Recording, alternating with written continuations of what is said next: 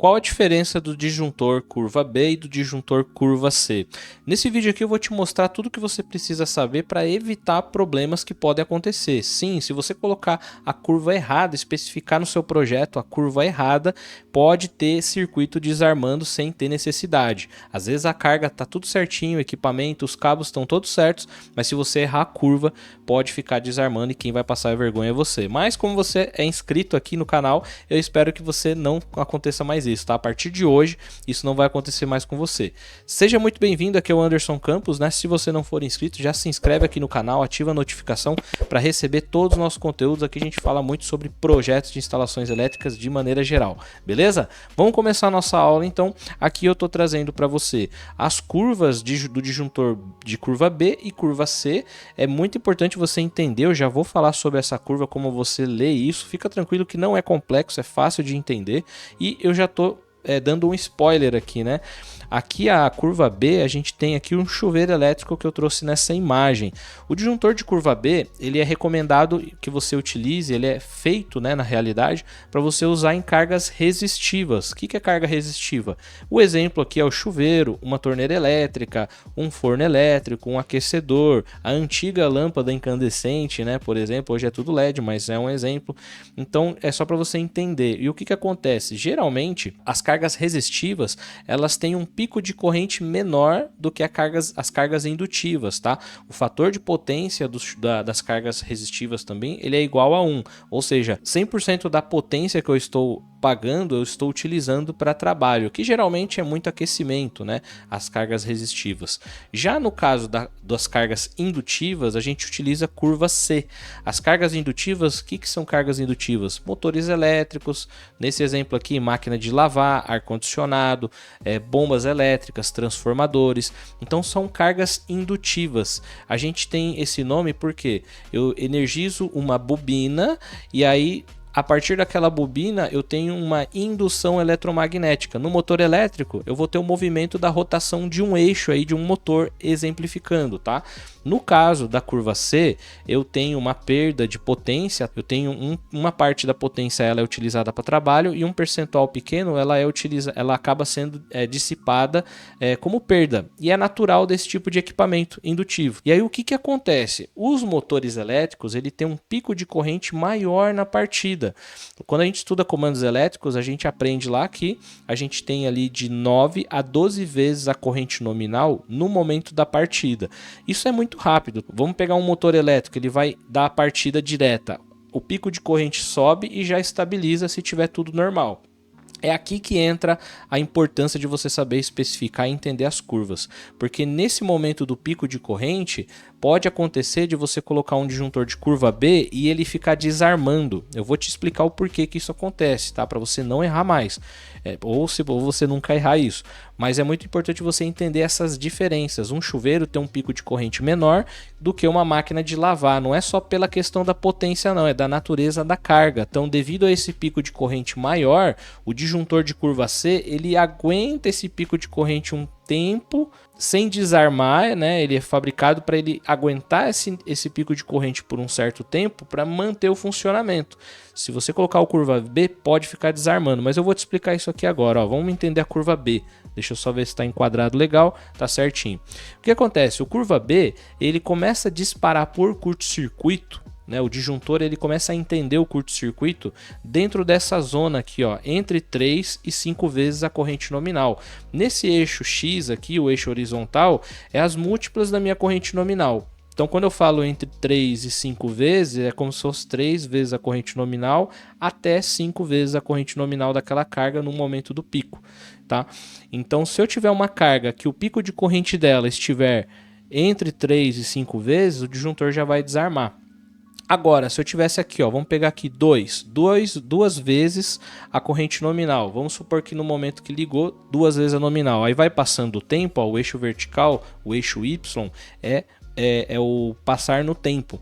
Então, 2 vezes a nominal, vai passando o tempo aqui, ó, vai passando o tempo, 1 segundo, vai passando o tempo. Quando tiver passado aqui de mais ou menos 10, 12 segundos, ele vai desarmar. Então ele suporta 2 vezes a nominal por aproximadamente 12 segundos sem desarmar. E aí essa zona é a zona que a gente chama de zona de sobrecarga, tá? Porque aí nesse caso o disjuntor ele aguenta uma corrente acima da nominal por mais tempo, até 12 segundos ele suporta, depois ele desarma por sobrecarga. Um outro exemplo aqui, ó, 1,5 vezes a nominal. Ele vai passando o tempo, ó, ele vai chegar até 1 minuto mais ou menos aqui, ó. Ele pode ficar 1 minuto com 1,5, ou seja, 50% a mais da corrente nominal antes de desarmar, ok? Agora, quando eu tenho uma corrente entre 3 e 5 vezes, ele já desarma na hora, entendendo o curto-circuito, beleza? Então, essa é a curva B. Agora vamos comparar com a curva C. A curva C já é um limite de corrente maior que ele suporta. Nesse caso, o disjuntor de curva C, deixa eu só deixar certinho aqui para você, né? Para ficar didático aí. O disjuntor de curva C, ele começa a desarmar com uma corrente entre 5 e 10 vezes a nominal, ok? Então, o disjuntor de curva B é entre 3 e 5 e o disjuntor curva C entre 5 e 10 vezes. Então, vamos pegar um exemplo da máquina de lavar, é só um exemplo, tá? Eu não sei se é 4 vezes a nominal, mas vamos pegar esse exemplo de 4 vezes. Se eu pegar a máquina de lavar, na hora que ela vai partir o motor lá, der 4 vezes a nominal, olha o que aconteceria no curva C. Quando ele tivesse esse 4 vezes a nominal, ia começar a passar o tempo, ó. Se esse pico de corrente na partida não voltar em um pouquinho mais que 2 segundos, ele desarma por sobrecarga, beleza? Só que se, digamos que ele em um segundo aqui, ó, ele já volte, né? Ó, 4 vezes a nominal, bateu 1 segundo, já normalizou. Ele não vai desarmar, ele vai manter o funcionamento. É como se o disjuntor ficasse... É só um exemplo bobo, tá? Como se eu estivesse explicando para alguém mais leigo, mas... vamos imaginar que o disjuntor está monitorando, pô, deu 4 vezes a nominal, bateu 1 segundo, não, pode continuar funcionando. É como se ele estivesse monitorando isso. Se eu pegar esse mesmo exemplo da máquina de lavar, de 4 vezes a nominal e voltar aqui e colocar um disjuntor de curva B no lugar... Olha o que vai acontecer, ó, 4 vezes a nominal já está dentro da zona de curto-circuito do curva B. Então, na hora que eu ligar a máquina de lavar lá, que ele partiu o motor, o curva B aqui, teoricamente, já vai desarmar. Então, é para você ver que eu tenho que analisar a natureza da minha carga. Se é uma bomba, se é um motor elétrico. Esse motor elétrico, ele está sendo por partida direta, não tem, né? Se for na parte de automação aí, a gente tem inversor de frequência, soft start, tudo bem. Mas mesmo assim, tem que tomar cuidado. Então, perceba que esse exemplo aí, se eu ligar aqui, ó, 4 vezes a nominal, já vai disparar no curva B. Então, se eu não posso colocar um disjuntor de curva B para cargas indutivas nesse exemplo aqui, beleza? Já no curva C, 4 vezes a nominal, tranquilo, né? Só se ele ficar mais que, né, batendo aqui, ó, mais que 2 segundos, ele vai desarmar por sobrecarga.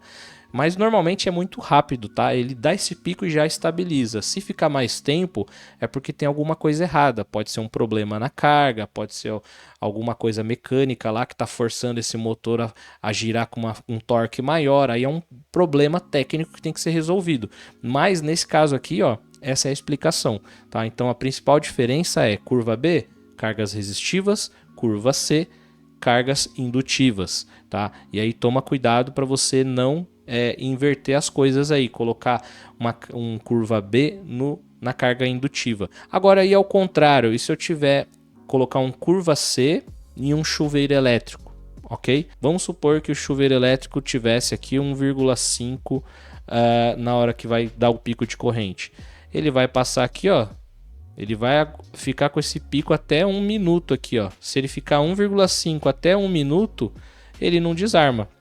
Se tiver tudo certinho, o chuveiro vai dar o pico de corrente e já vai estabilizar. Então não tem problema você usar o curva C para um chuveiro elétrico. O que não pode é o contrário, tudo bem? Você usar o curva B, que é para cargas resistivas, em uma carga indutiva, tudo bem? E aí, uma dica bônus aqui para você é, sempre que você for fazer um projeto, né, você tem lá 10 circuitos. Se você tiver pelo menos um que tenha que ser curva C, uma máquina de lavar, por exemplo, né? O seu disjuntor geral tem que ser curva C também. Então, o disjuntor geral do seu quadro tem que acompanhar sempre a maior curva dos circuitos terminais. Se eu estiver fazendo um projeto industrial, ainda tem o curva D, tá? Eu vou deixar um vídeo em algum local aqui no card, vai aparecer para você que a gente tem um outro vídeo que fala sobre o curva D também. É motor médio para grande porte, tá? É uma carga que é uma curva que suporta uma corrente ainda maior ali. Então, se eu tiver lá curva B, C, mas eu tenho um circuito com curva D, o disjuntor geral também tem que ser curva D. Eu quero saber agora de você se você gostou desse vídeo, se você tem dúvida sobre esse assunto, qual tema que você quer ver nos próximos vídeos, deixa aqui nos comentários, né? Se você gostou, dá o curtir, se inscreve no canal, ativa as notificações, não esquece disso. E eu vou deixar um vídeo aqui de recomendação para você complementar esse estudo e aprender ainda um pouco mais, beleza? Caso você tiver interesse também, fica o nosso convite para você conhecer o nosso curso de projetos de instalações elétricas do zero ao avançado. Vou deixar aí na descrição e no comentário fixado e eu te vejo no próximo vídeo. Vamos para cima!